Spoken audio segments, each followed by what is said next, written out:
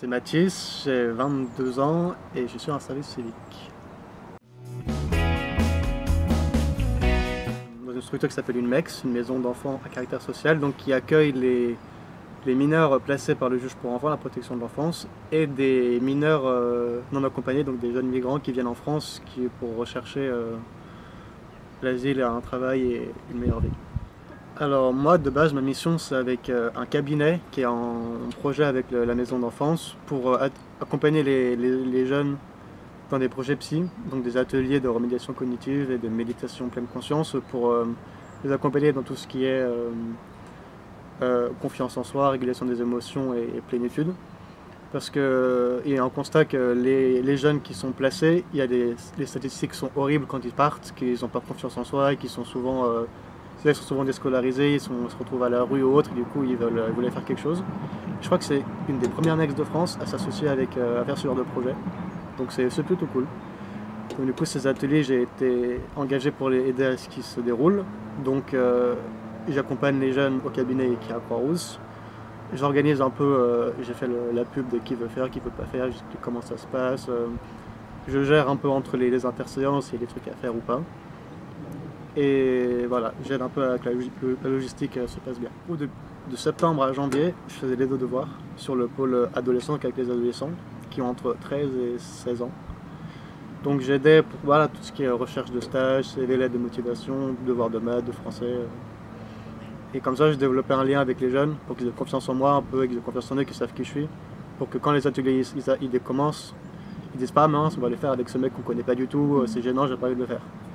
Du coup, ça a à peu près marché. Il y a des jeunes qui ont voulu faire les ateliers, donc je considère que c'est cool. Trop chouette. Alors, au début, le challenge, c'était de trouver ma place sur le pôle où je suis, puisqu'il y a 13 jeunes et 5 éducateurs. Et les éducateurs, ils ont un peu de mal à m'intégrer, entre guillemets, parce qu'ils courent un peu de partout. Enfin, c'est vraiment compliqué, stressant comme travail, donc ils n'ont pas eu trop le temps de m'intégrer dans le groupe. Et aussi, je savais pas trop comment faire du lien avec les jeunes. Donc je disais ah bonjour, c'est vrai, quand je voyais qu'il n'y avait pas de réponse, je disais bon bah tant pis, et j'arrêtais d'essayer. Donc créer le lien avec les jeunes, c'était le plus compliqué. Et maintenant que j'ai créé du lien, le plus compliqué c'est l'autorité. Alors je connaissais pas avant l'année dernière que j'ai une amie qui a fait un service civique et dans une école. Et du coup, moi, l'année dernière, j'étais en licence de psychologie. J'ai mes licences cet été et j'ai pas eu de master en psychologie que je voulais. Donc, au lieu de rien faire pendant un an et me lamenter sur mon sort, j'ai fait un service civique pour alimenter mon dossier, développer des compétences, un réseau et m'affirmer un peu pour mon projet. Donc, du coup, j'ai postulé dans des structures et des missions qui étaient en lien avec la santé mentale, auprès des jeunes, des moins jeunes ou autres. Et j'ai été pris ici, du coup, à Capso.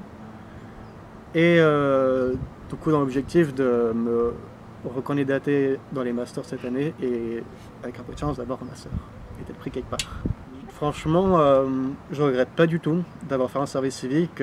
J'avais un peu peur, je pense, de me dire ouais, je fais ma mission et après je regrette un peu de voir mes amis en master alors que moi je perds un an.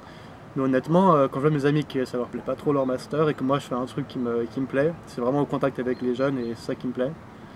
Donc vraiment, je me dis que je perds pas un an et que ça va apporter plein de positifs pour l'avenir.